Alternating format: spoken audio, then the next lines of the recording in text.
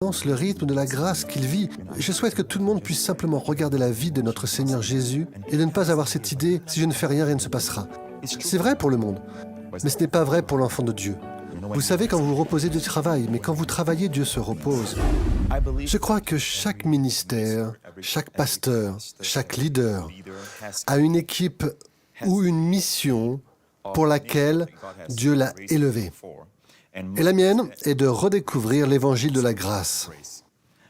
Quand j'ai redécouvert l'évangile de la grâce dans ma propre vie, j'ai réalisé que cela aidait les gens à comprendre comment ne pas être sous la loi, mais sous la grâce, parce que le péché ne peut pas dominer sur vous quand vous n'êtes pas sous la loi, mais sous la grâce. Alors, comment puis-je faire cela en pratique? Comment puis-je fonctionner sous la grâce et non sous la loi? Et ce qui m'a aidé, c'est ceci. Pour aider les gens à comprendre, bien sûr, à partir de ma propre expérience, je lutte avec cela. Et le Seigneur m'a dit un jour, tu es sous la loi. Et j'ai dit, Seigneur, je suis un prédicateur de la grâce. Que veux-tu dire par là que je suis sous la loi? Il a répondu, la loi, c'est la demande. Et la grâce, c'est la provision. Donc la loi est une question de demande. La loi exige la droiture de la part d'hommes en faillite à cause du péché. La grâce fournit la droiture comme un don à l'homme. Donc la loi est toujours très exigeante. Tu ne feras pas, tu ne feras pas, tu ne feras pas. La grâce pourvoit toujours, je le ferai, je le ferai, je le ferai. La nouvelle alliance. Alors quand j'ai vu ça, pratiquement chaque jour quand nous nous réveillons, nous avons un choix. Nous pouvons être orientés vers la demande. Nous pouvons penser à « Hey, j'ai ce délai à respecter, j'ai ma fille adolescente à qui je dois parler, j'ai ma femme à rendre heureuse. » Pourquoi vous riez à ça? Vous êtes orienté vers la demande. Quel genre d'exigence? C'est une exigence envers vous-même. Est-ce que vous pensez à ça quand vous vous réveillez? Ouais, c'est vraiment bizarre. Son Oui. éclat, c'est quand tu te reposes. Vous devez imposer les mains à Matt. Oh! Ou vous pouvez vous réveiller avec l'esprit de la provision. Une partie de ça.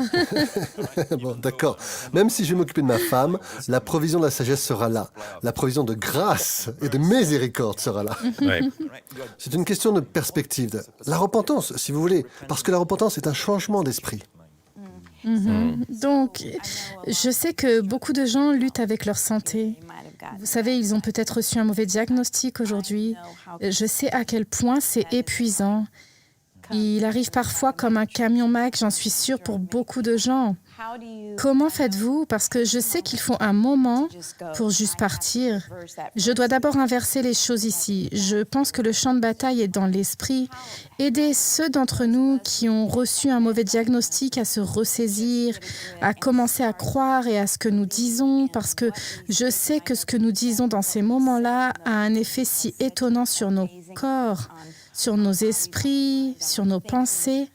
Comment surmonter cela?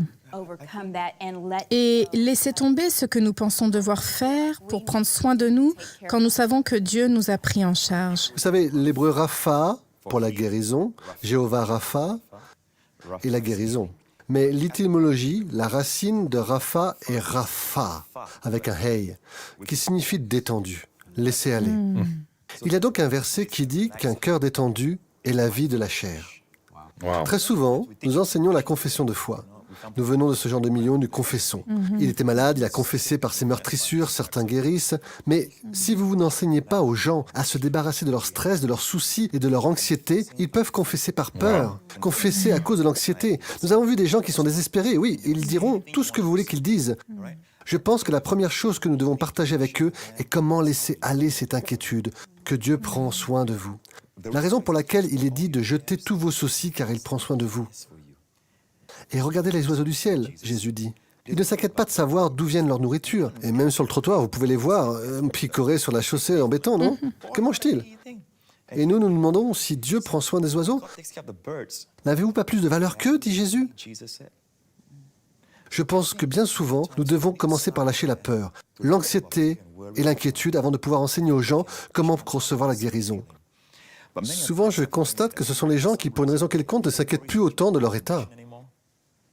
J'ai prêché un message sur ce sujet à Lakewood, chez Paul Austin.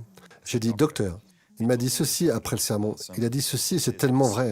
J'entends ça tout le temps. Mais la semaine dernière, il m'a raconté qu'un type avait reçu un diagnostic de cancer du pancréas. Et vous savez, le pourcentage de s'en sortir est vraiment sombre, non? Il a dit « Ce type a juste vécu, encore et encore et encore. » Paul lui a demandé « Quelle est la raison pour laquelle vous vivez tant d'années avec ça ?» Il a finalement été guéri.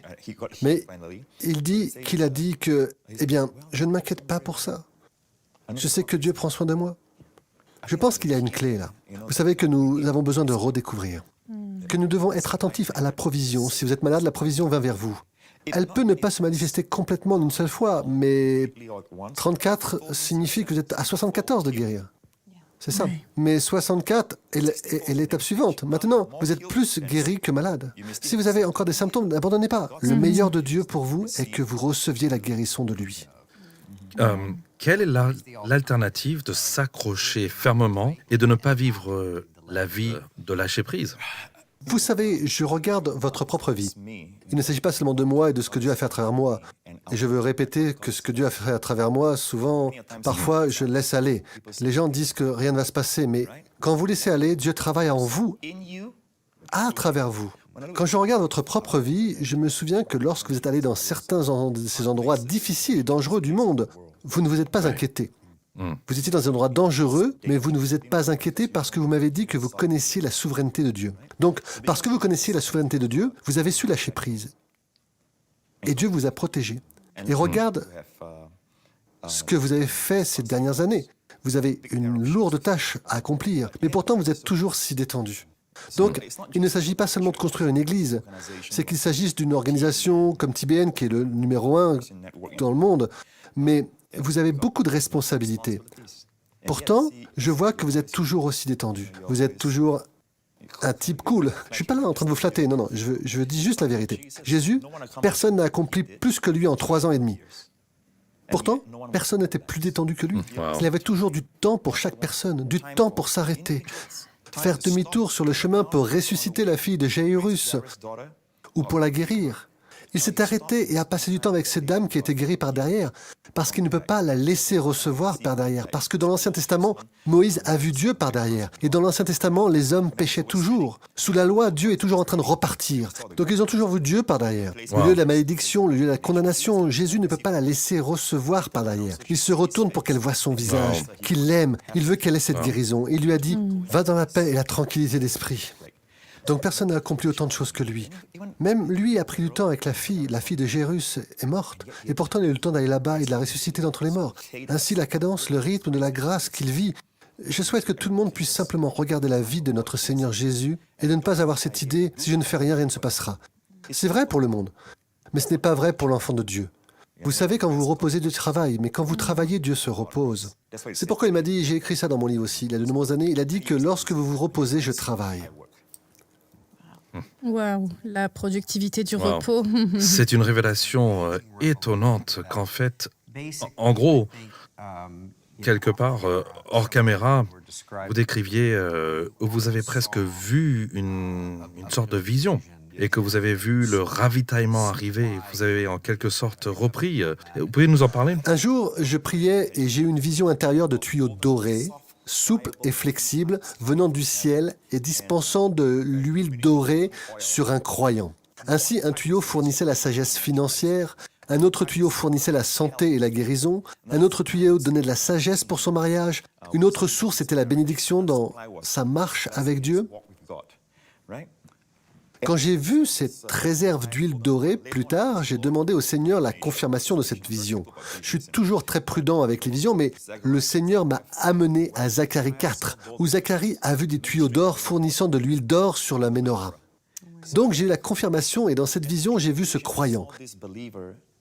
Il a commencé à s'inquiéter d'un domaine de sa vie. Ce qu'il a fait en substance, c'est qu'il a resserré cette source, ce tuyau doré et souple. Il l'a pressé. En ce qui concerne le ciel, l'approvisionnement coulait toujours. Mais en ce qui le concerne, il semblait pour lui que Dieu ne l'approvisionnait plus. Mais en fait, tout ce qu'il avait à faire, c'était de lâcher prise dans sa vie de pensée. Jésus dit, n'ayez aucune pensée inquiète et Dieu vous vêtira mieux que le lys des champs. Shalom, j'espère que vous avez aimé cette vidéo. Abonnez-vous pour ne pas rater nos programmes. Merci de faire partie de notre famille TBN. Que Dieu vous bénisse. Shalom de Jérusalem.